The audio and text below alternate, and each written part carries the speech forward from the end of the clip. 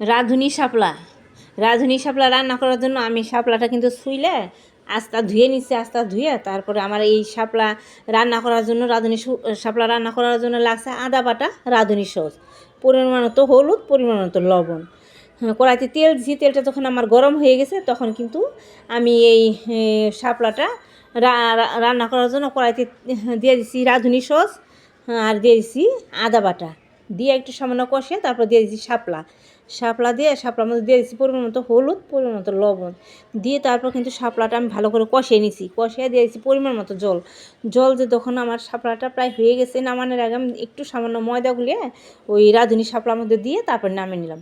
আমার এই রাঁধুনি শাপলার রান্নার রেসিপিটা যদি ভালো লেগে থাকে পেজটি সাবস্ক্রাইব করে আমার ভিডিওতে একটা লাইক করবেন। আর এরকম রাঁধুনি শাপলা রান্না করে গরম গরম ভাত দিয়ে খেয়ে দেখবেন ভাল লাগে। আমার গরম ভাতও হয়ে গেছে রান্না, আর রাঁধুনি শাপলাও হয়ে গেছে রান্না।